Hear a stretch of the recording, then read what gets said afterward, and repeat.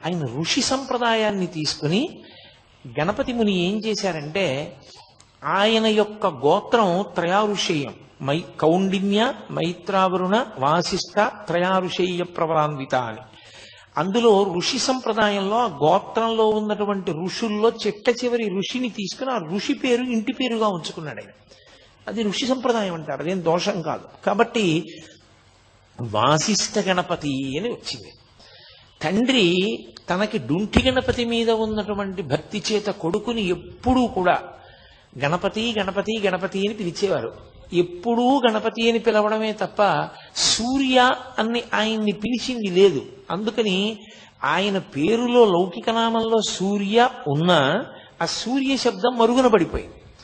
సూర్యుడు మరుగున పడి గణపతి ప్రకాశించారు అని వాసిష్ఠ గణపతి అయ్యారు. ఆయన ముని ఎప్పుడూ తపస్సే. అసలు ఆయనకున్నంత ఇష్టం తపస్సు మీద ఇంకా దేని మీద ఉండదు. ఏదైనా క్షేత్రానికి వెడితే ఓ పాడుపడిపోయిన దేవాలయం చీకటిగా ఉండి డొంకలతో ఉన్న చూసుకుని అందులో తపస్సు చేసేవారు ఆయన. అంత తపస్సు ప్రీతి కలిగిన వారు కాబట్టి, మననశీలి కాబట్టి ఆయనకి ముని అన్న పేరు వచ్చింది. అందుకని గణపతి ముని అయ్యారు. దానికి తోడు ఆయన్ని ఇవన్నీ పక్కకెళ్ళిపోయి ఓ కొత్త పేరు వచ్చింది ఆయనకి, నాయన అని ఎవరైనా.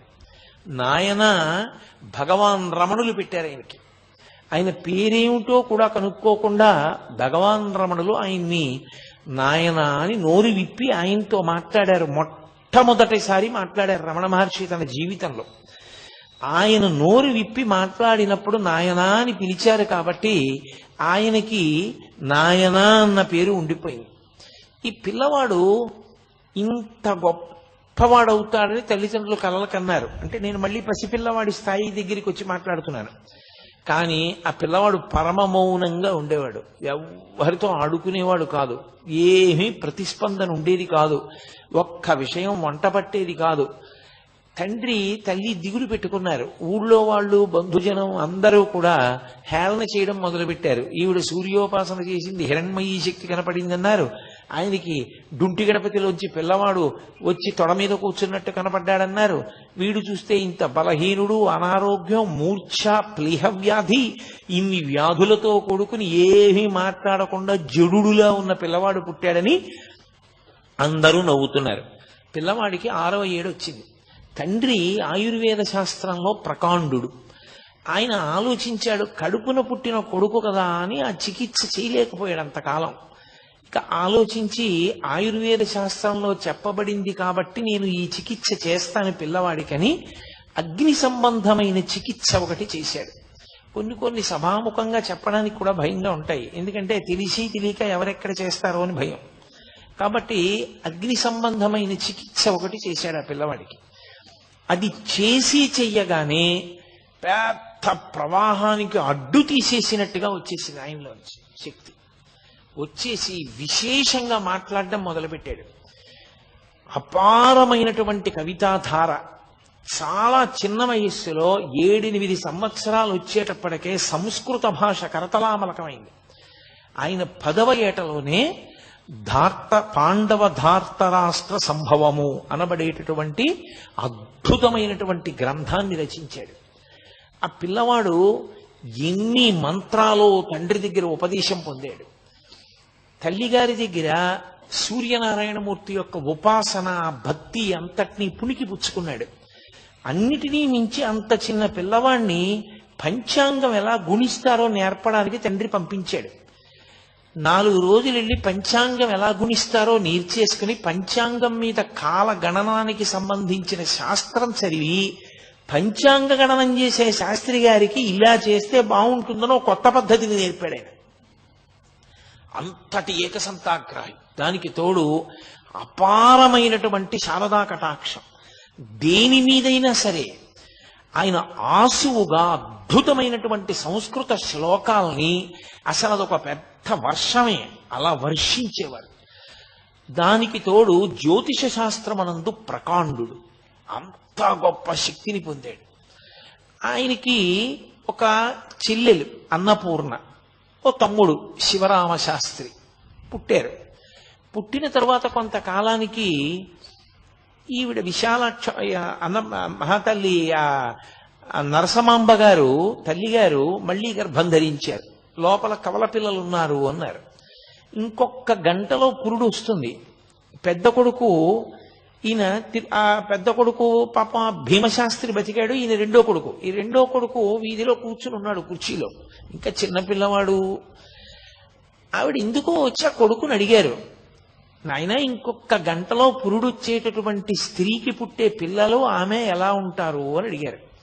ఆయన దగ్గర పుస్తకం అవి ఏం లేవు, ఆయన కూర్చుని ఉన్నారు ఇలా. ఆయన అన్నారా, ఆవిడ బతకదమ్మా, ఆవిడ పిల్లలు కూడా చచ్చిపోతారు అన్నారు. అది పినతండ్రి గారు విన్నాడు. ఒరే వీడు ఇలా చెప్పాడు రా, ఆవిడ అడుగుతున్నదేమో సొంత తల్లి అడిగింది, వీడు అమ్మకి పురుటి సమయం ఆసన్నమైందని తెలిసే చెప్పాడా తెలియక చెప్పాడా? వీడి చేతిలో పంచాంగం లేదు, వీడేమి గణన చేయలేదు, ఎలా చెప్పాడు ఒక గంటలో కానీ పురుడు వస్తే తల్లి పిల్లలు కూడా చనిపోతారని? అని ఏదో పిల్లాడు, పెద్ద దానికి పట్టించుకోవాల్సిన విషయం ఏముందని వదిలేశాడు ఆయన. ఆయన ఒక్కడే విన్నాడు ఆ మాట. ఆవిడ వెనక్కి తిరిగి వెళ్ళిపోతూ గుణుక్కుంది. పోనీలే నాయన, నేను పిల్లలు అలాగే చచ్చిపోతే నోటి మాట అంత శక్తివంతమైన మహాపురుషుడు యొక్క తల్లిని అయ్యి ఉంటాను కదా అంటూ వెళ్ళింది. ఖచ్చితంగా గంట తర్వాత పురుడు వచ్చింది. ఆవిడ ఇద్దరు పిల్లలు చనిపోయారు. చనిపోగానే ఆ పినతండ్రి గారి ఈ వార్త అందరికీ చెప్పాడు. వీడు పంచాంగం చేత్తో పుచ్చుకోకుండా కన్న తల్లి వచ్చి అడిగితే గంట తర్వాత పురుడు వస్తే తల్లి పిల్లలు ఉండరమ్మా అన్నాడు. పంచాంగం లేకుండా చెప్పాడు, వీడి మాట నిజమైంది. కాబట్టి వీడు సత్యవాగ్దురంధరుడు. వీడి నోటి వెంట ఏదైనా మాట వచ్చిందా అయిపోతుంది.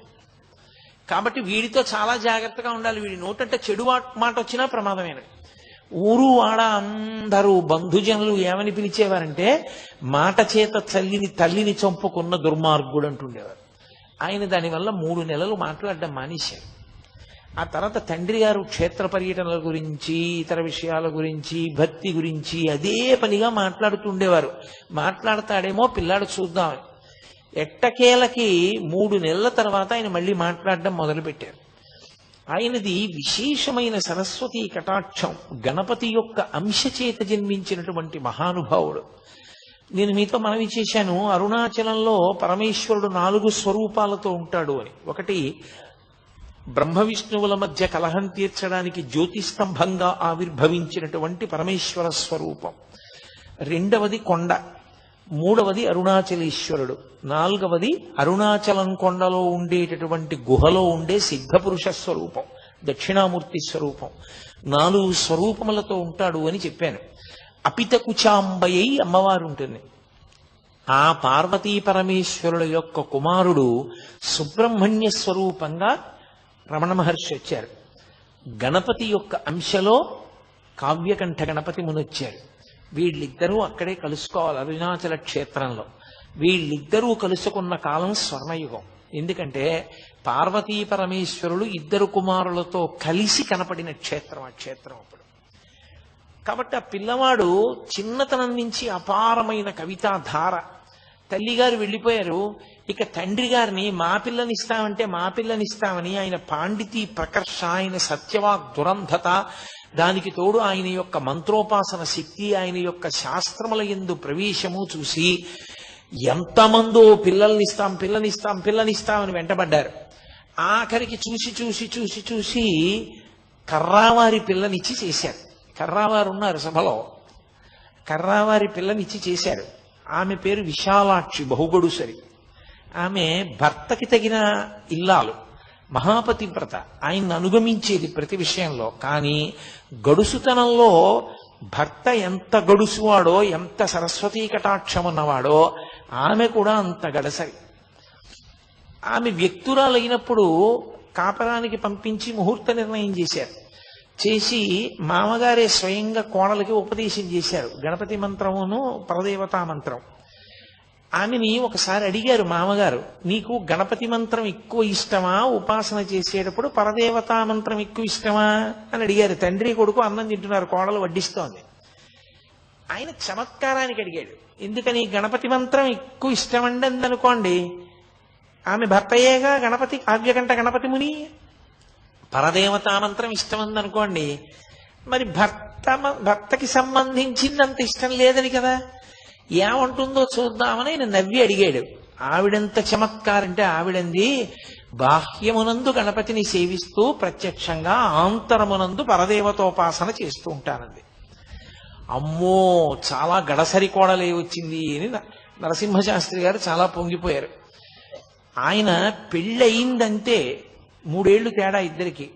పెళ్లి అవగానే కాళిదాస మహాకవి రచించినటువంటి మేఘ సందేశం ఎంత ప్రౌఢంగా ఉంటుందో అలా భృంగ సందేశము అని చెప్పి ఒక కావ్యాన్ని రచించి భార్య పేరు మీద తన గురువుగారికి చూపిస్తే తెల్లబోయాడు గురువుగారు. ఇంత అద్భుతమైన పాండిత్యంతో ఇంత చిన్న వయస్సులో ఇంకా సంసారమే మొదలు పెట్టలేదు, భార్య మీద ఇంత గొప్ప కవిత్వం ఎలా చెప్పావురా నువ్వు అని చెప్పి. అది మేఘ సందేశం, ఇది భృంగదూతము. భృంగదూతము అని రచించారు ఆయన. అంతటి మహాపండితుడు ఆయన. యాత్రకు బయలుదేరి వెళ్ళారు ఒకప్పుడు. నేను మీతో మనవి చేశాను కదూ, పరమేశ్వరుడు ఎవరిని ఎందుకు పుట్టించాడో ఆ కార్యక్రమానికి తగినటువంటి ప్రేరణ చిన్నతనంలోనే ప్రారంభం అవుతుంది, ఏదో కారణానికి. మీరు చూడండి, అందుకే పరమేశ్వరుడు అందున మహాపురుష జననం జరిగినప్పుడు వారు ఎందుకు పుట్టారో పరమేశ్వరుడికి తెలుసు. ఆయన అటువైపుకు వెళ్ళిపోవడానికి కావలసినటువంటి లక్షణములు పుట్టుకతోటే వచ్చేస్తాయి. అవే పునాదిగా ఆ వ్యక్తి అటువైపుకి చేరిపోతాడు. ఆయనకి తీర్థయాత్ర, తపస్సు, భగవద్దర్శనము ఇవి చాలా ఇష్టం. ఆయన బయలుదేరి కాశీపట్టణానికి వెళ్ళారు. కాశీపట్టణంలో మేనమామ గారి ఇంట్లో ఉన్నారు. ఉన్నప్పుడే ఒక విచిత్ర సంఘటన జరిగింది. బెంగాల్ దేశంలో నవద్వీప్ అని ఒక ప్రాంతం.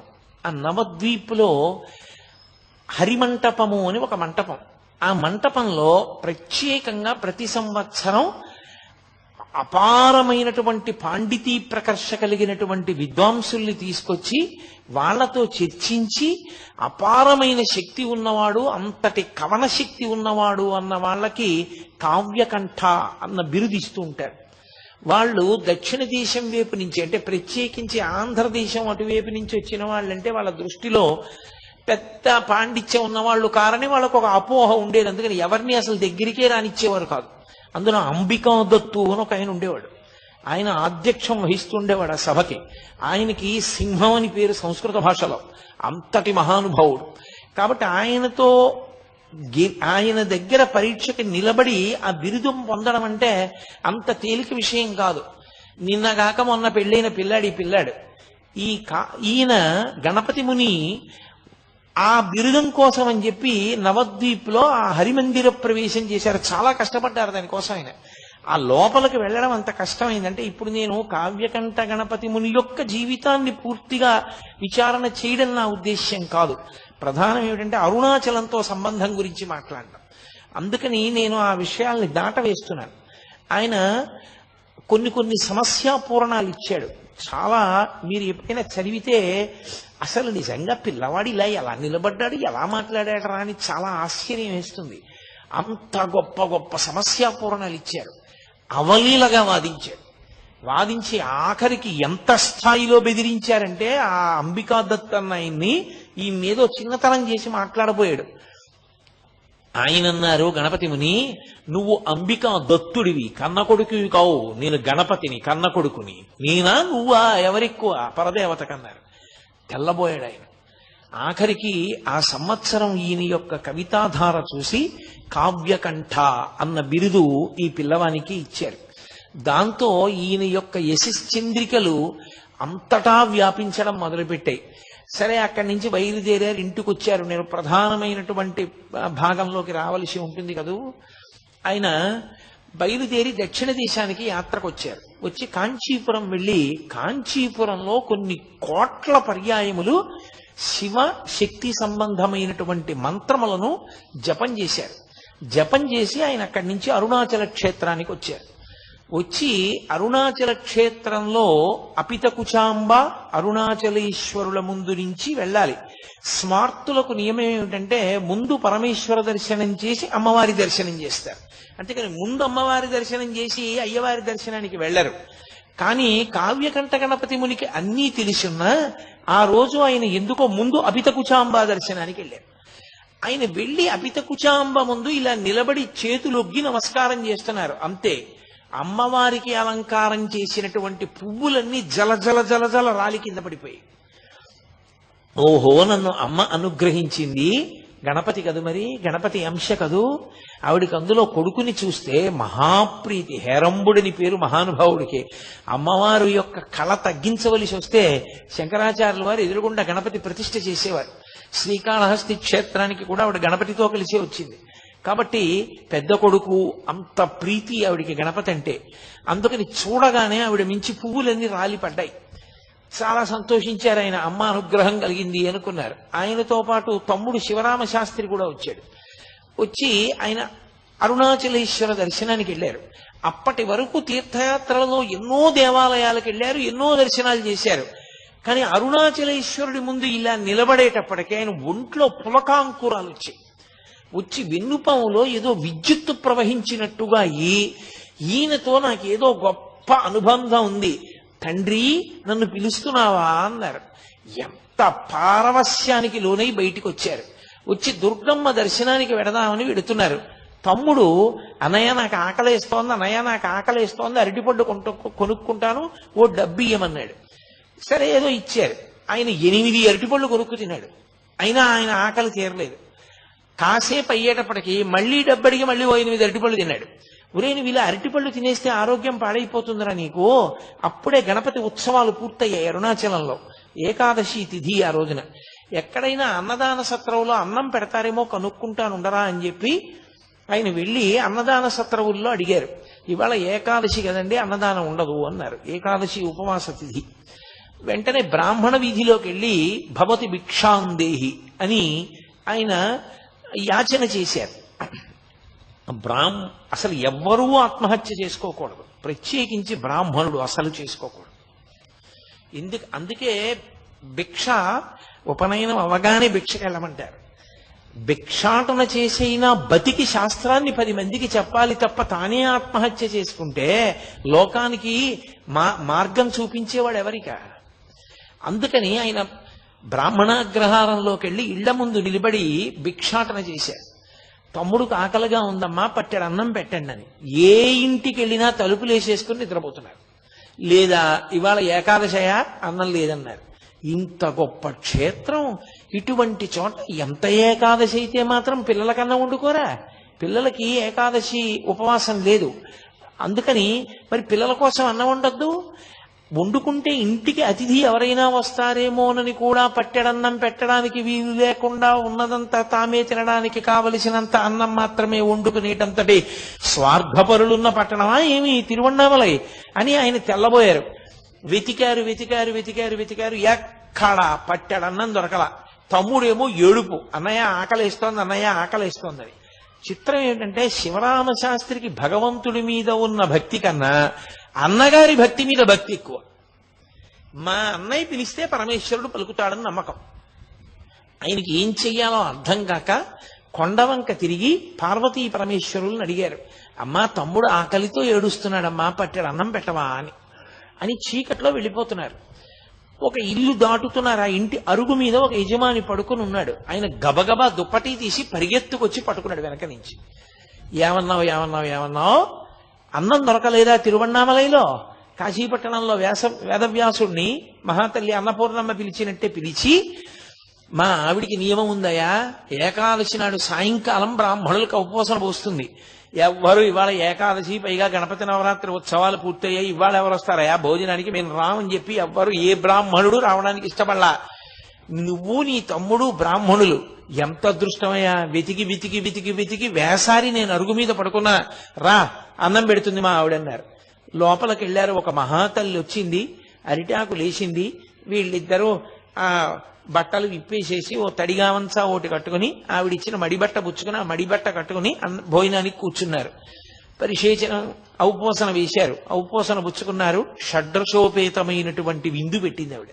చక్కగా ఇద్దరు భోజనం చేసేశారు. తాంబూలం దక్షిణ కూడా పెట్టించింది ఆవిడ. తీసుకున్నారు. అంతసేపు తిరిగారేమో, ఆకలి మీద ఇంకా నడవలేమురా, చాలా భుక్తాయాసంగా ఉందిరా తమ్ముడు, ఈ అరుగు మీదే పడుకుందామని చెప్పి అన్న ఓ అరుగు మీద, తమ్ముడు అరుగు మీద పడుకొని నిద్రపోయారు. అంత అలిసిపోయి కడుపు నిండా తిని పడుకున్నారేమో, లేత సూర్యకిరణాలు పడుతుండగా తెలివచ్చింది. తెలివొచ్చి పైకి లేచి ఆ తల్లి ఆ ఇల్లు మహాతల్లి రాత్రి అన్నం పెట్టిందని ఇలా చూశారు. అక్కడ ఇల్లు లేదు, అది గణపతి గుడి. ఆ విఘ్నేశ్వరుడి గుడి అరుగుల మీద పడుకుని ఉన్నారు వాళ్ళిద్దరు. తమ్ముణ్ణి పిలిచి అడిగారు, ఒరే రాత్రి మనం ఒక ఇంట్లో భోజనం చేశాం కదరా, ఒక తల్లి మనకు అన్నం పెట్టింది కదా, ఆ అరుగుల మీద కదా పడుకున్నాం అన్నాడు. అనుమానం ఏమన్నాయా, మన ఇద్దరం అలాగే కదా పడుకుని నిద్రపోయాం అన్నాడు తమ్ముడు. అని ఆయన తెల్లబోయాడు, ఇదేంటనయ్యా వినాయకుడు గుడి ఉంది ఇక్కడ ఇంటికి బదులు అన్నాడు. ఒరే రాత్రి మనకి నిజంగా అలా అన్నం పెట్టిందా అన్న చిత్తభ్రాంతి కలిగిందిరా మన ఇద్దరికి అన్నారు. తీరా చూస్తే రాత్రి ఆవిడ భోజనం పెట్టిన తరువాత ఇచ్చినటువంటి తాంబూలాలు కూడా వాళ్ళిద్దరి దగ్గరే ఉన్నాయి వాడిపోయి. ఏమాశ్చర్యం అని చెప్పి చుట్టుపక్కలంతా వెతికారు. అసలు అటువంటి దంపతులు లేరు, అటువంటి ఇల్లు లేదు. సాక్షాత్ పార్వతీ పరమేశ్వరులే ఆయనకి గణపతి దేవాలయంలో దర్శనమిచ్చి అన్నం పెట్టారు. అన్నం తిన్నారు, బయలుదేరారు. కానీ ఏమి పరమేశ్వరుని యొక్క పరీక్షో